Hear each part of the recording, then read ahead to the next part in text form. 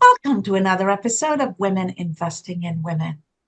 Robin and I are always energized and delighted to feature different women from different parts of the world doing wonderfully amazing things to lift women up, hold space for women, and make life possible in a thriving way so that women can meet their mark and make their place in this world.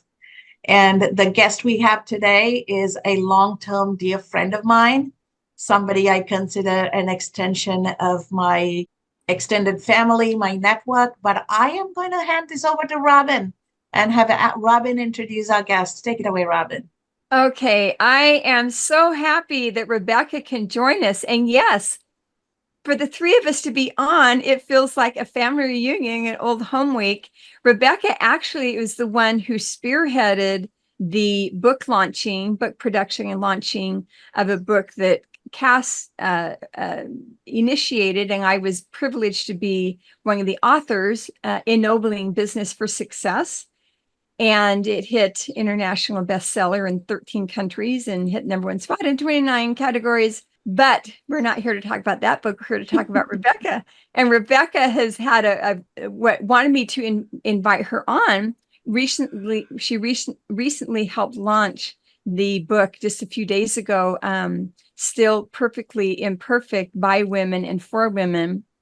And so, Rebecca, tell us what new things are coming and what got you into this field of wanting to do publishing and specifically helping women become published authors.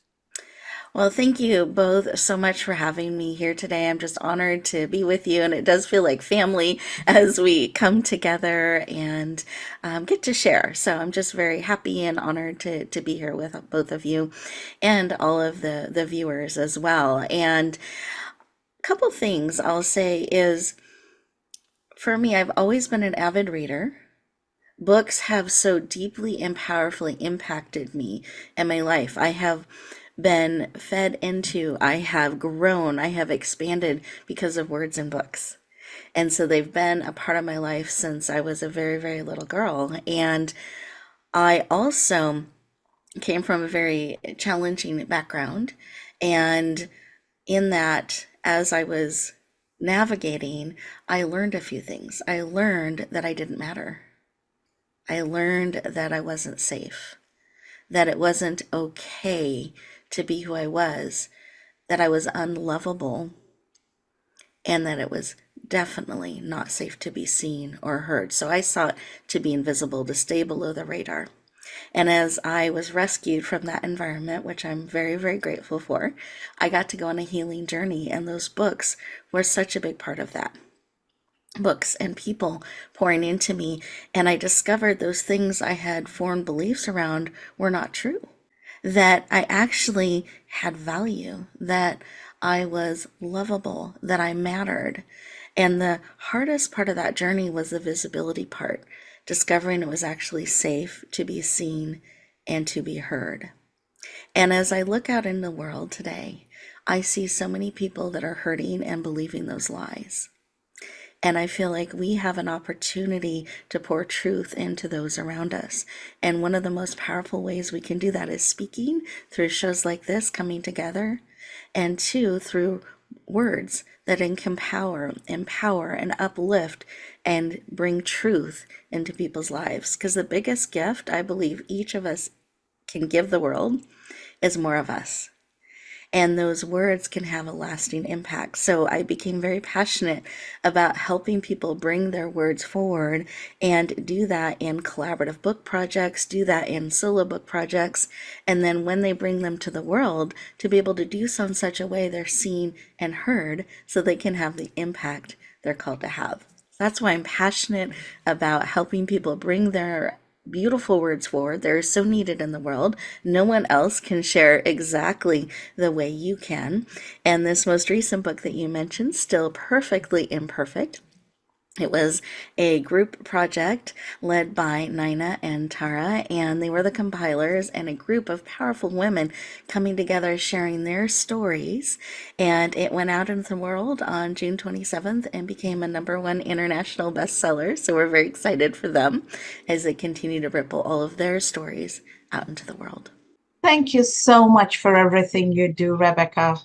We met as publisher and writer, and we have practically become friends and family. And Yes. I'm eternally grateful for this friendship. And I have watched you help folks from different walks of life become authors, not just embrace their authorship, but also take their message to the outer world, because the book is the starting point. Talk to us a little bit about the journey of an author coming to you to publish, and then in partnership with you, transforming to become the beautiful butterfly, to create the impact as a transformed life, as opposed to just publishing a book, because there's a huge difference.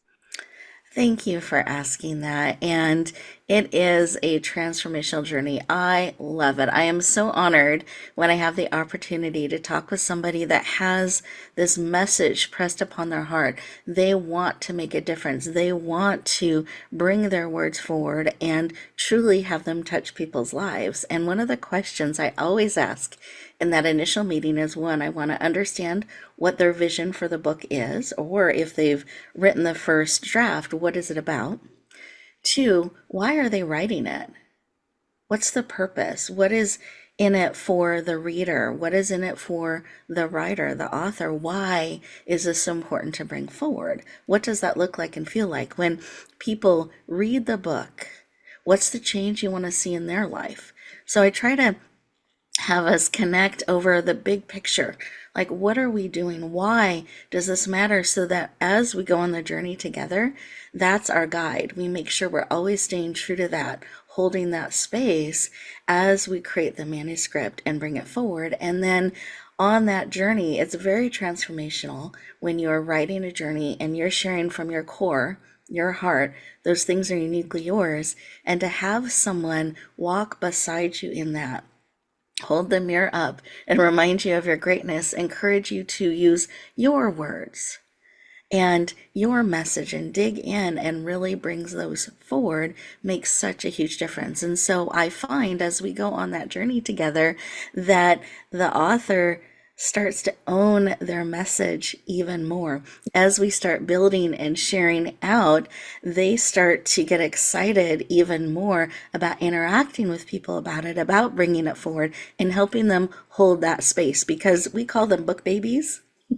Because there's a birthing process. There's this creation, this incubation, this growing, and then the birth and sharing it out in the world. And it takes great courage for an author to trust their book baby to the world and hope that the world receives it and loves it. So we help hold that space and guide you and help ensure that what you're bringing forward is really in alignment with your goals and your visions, so you can proudly share it and have that impact you're looking to have. You know, I've been jotting down some little quotes here that may someday become an Instagram post, but a couple of things that you've said, an opportunity to pour truth into those around us. And you said a message pressed upon their hearts. And then when you doubt, you need someone to hold up the mirror and reflect your greatness.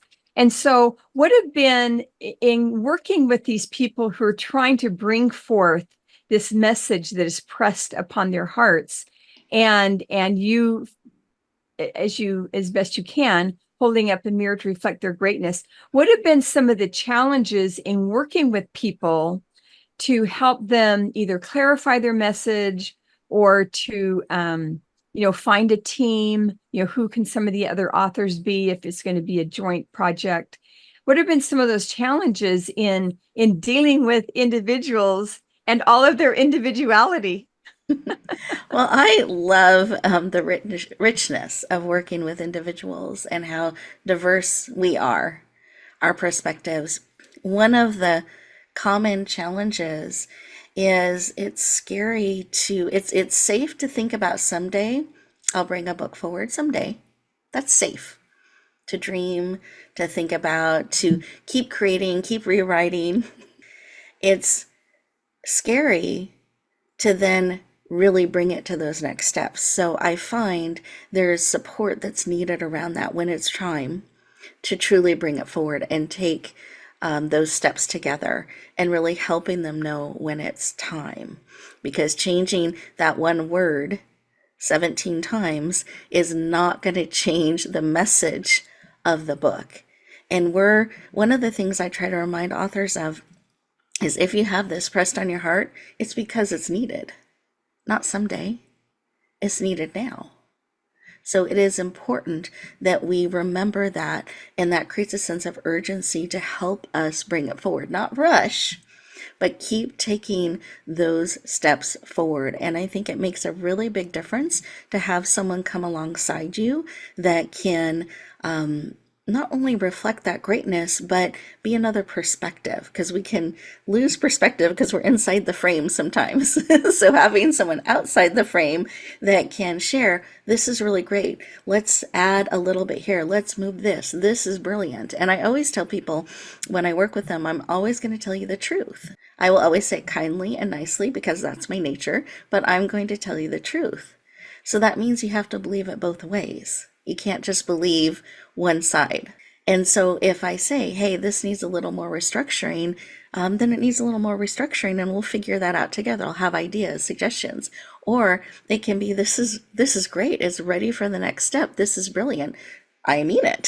So it's time to start to bring that forward. So I think whenever you have that pressed upon you, it makes such a difference to bring a team in to come alongside you that can pour that truth into you, but also help you move along the timeline and set a vision for when we're bringing it forward. The other thing I think is really important is when the book is released in the world, you want to launch it. You want to do something to drive traffic to it, to make people aware. And that doesn't start the day it's released. You want to build that, and you want people anticipating, excited, leaning in. Whether you decide to do a best-selling campaign or not, that's something we do with our authors, and we launch them as bestsellers to drive that traffic, visibility, and great positioning. And it's fun. We find our authors love it, that celebration of bringing their book to the world. But you want to do something because there are over 2,000 books being released every single day, and your book is needed. And you want to make sure it's easy to find by those people who need you most. So you want to make sure you're doing something to let people know it's coming, not just rely on hitting publish on a different platform. You want to drive traffic, have a marketing plan so people can know that need your message most. I've been through this process with you multiple times, and it has been truly exciting each time. And knowing that your team is there, knowing that we can do this together only builds up. There is another thing you do and you do so well, and I partnered with you in that process. Even when people are not thinking about a book, but they have a message, you run a speaker talent search to help people find their voice, to hone in their message and bring their message to the world. And you give them a platform to bring that message out to live their purpose. And eventually they can go on to build their own business, write their own set of books, whatever.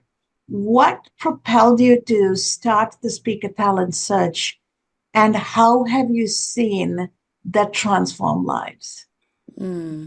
Well, thank you, Dr. Kessary. I love the Speaker Talent Search, and you have partnered on our panel many times with this particular program, and it's part of our give back. So what I found when I stepped into the speaking world and had the opportunity to share on thousands and thousands of stages, I found that a lot of people struggled to find those stages, to get on more platforms, to be able to be heard and understood and have those doors open for them. And on the other side, I found people that had radio shows, podcast shows, events, struggled in finding the right speakers and talent for their platforms. So there was a disconnect. So the goal of the speaker talent search is to bring those parties together. So helping the speaker be able to share their message in a way it can be received and heard by people who are actively looking for speakers and talent to have on their shows and platforms. On the panelist side, these are people that are looking for speakers, that are looking for talent. They carve out time to participate in the speaker talent search and look forward to finding that great talent that they're able to showcase and bring forward.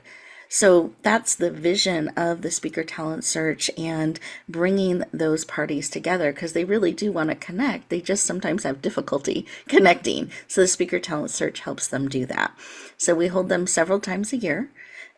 There's no investment to participate. This again is part of our give back, and you can lean in. You just have to pay attention to timelines, because there are very specific dates for each search, and you need to follow the directions carefully, because that's how you can move to the next level. There's several steps in the process, but the first step is going to speakertalentsearch.com, checking out the dates, and starting the application. And I have found people just going through the application process, it creates movement and shifts, and they start to get opportunities, because as they go through the questionnaire, they start to look at things a little differently, get clarity on things. They start to share what they're doing a little bit differently, and people start to hear.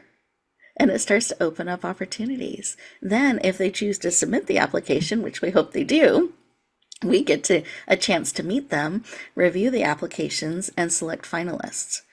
Finalists are then invited to send in a 7-minute video, unedited, that has some specific things in it that they record and share with us. Those videos and information go before the panel the week of the search. At the end of that week, they let me know who they want to connect with, who they want to extend opportunities to, and then I have the privilege and honor to get to share that with the finalists. So that's the process, and all the people in the panel are coming together. It's all part of our give back to really support messengers and experts who are looking to reach outside of their current sphere of influence and reach more people. That's what the Speaker Talent Search is about. It sounds like you you really have your fingers in lots of different pies, but there's a thread that runs through all of them. And what I often like to ask our guests is, what are some of the challenges that you have faced in being able to create these various businesses?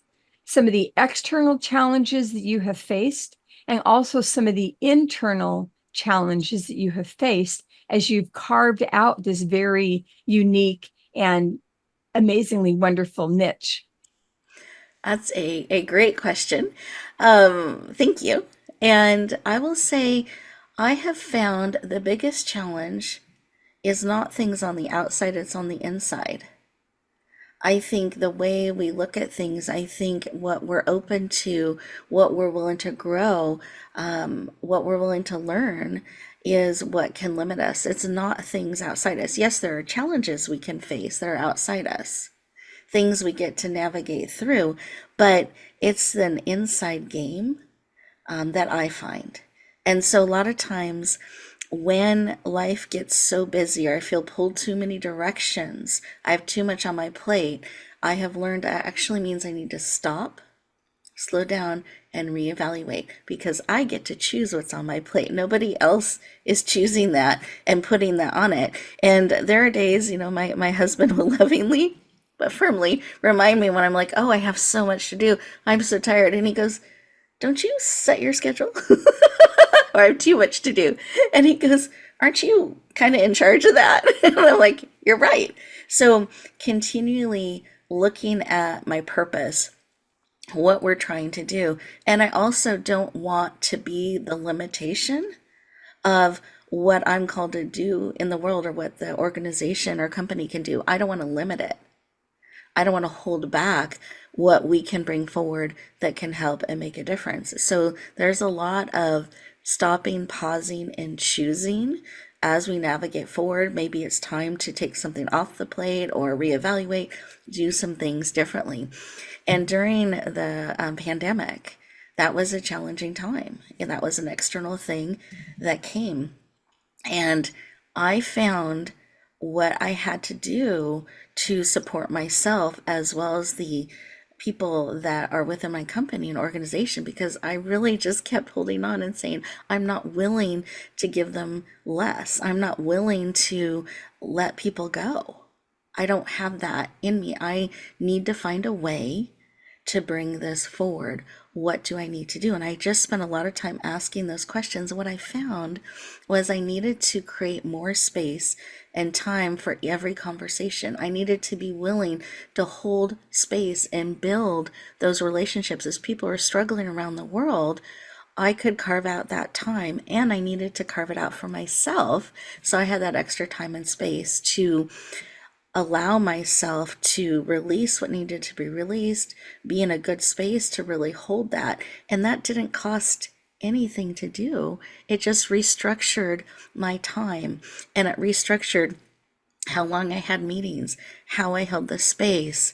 And I found during that time, we actually ended up not just maintaining, but growing. And the seeds that got planted by going deeper into relationships have grown so beautifully and powerfully.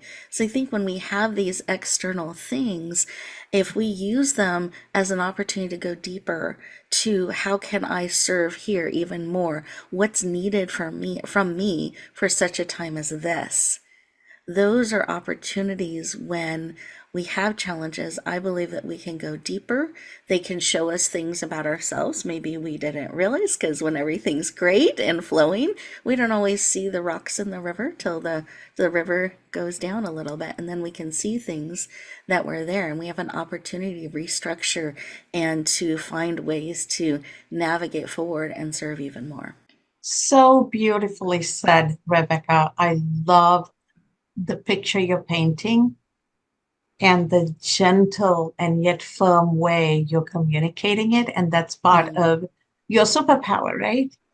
So I am hopeful that when people hear this interview, they're going to be inspired to tell their story, bring their message forward. And I can't imagine people not wanting to at least talk to you, figure out a way to work with you. How can they reach you, and how can they best get in touch with you to have that initial conversation? Oh, thank you, Dr. Cass. I appreciate that. And I love that that's a superpower. See that mirror being reflected back is so beautiful. So thank you for reflecting that to me. Yes, there are a few different ways that we can connect. So for those of you who want to learn more and reach out, you can go to my website, which is yourpurposedrivenpractice.com.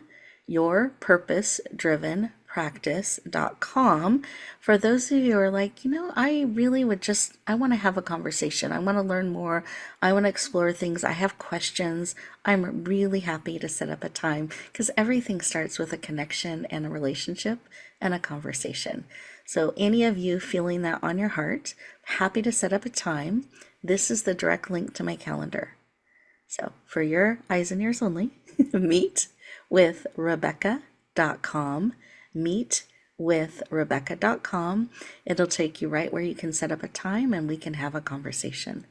And for those of you who are feeling that pull to speak your message, I want to encourage you to check out the Speaker Talent Search. For those of you who are here feeling that pull to write your message, I want to encourage you to find a step, find a way to bring that forward.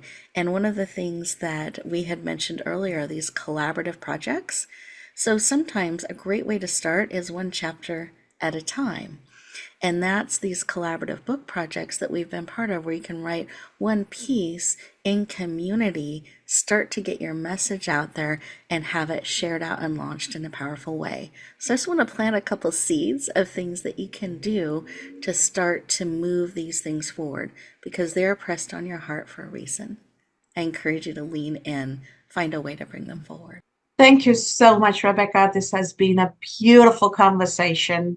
I'm so glad Robin and I had this opportunity to have a book baby reunion, so to speak, right? I love it. Mm-hmm. And I know these conversations and the work we do together are going to continue, whether it's in this podcast or You are part of you're actually the person who leads the Women's Empowerment Channel on Voice America. So you do work there too. So I'm sure our paths are going to continue to cross because our purpose is intertwined.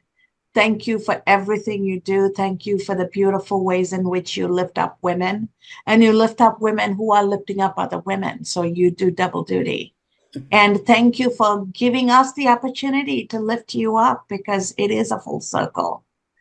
And to our audience out there, you were each created for a purpose, and your story is important.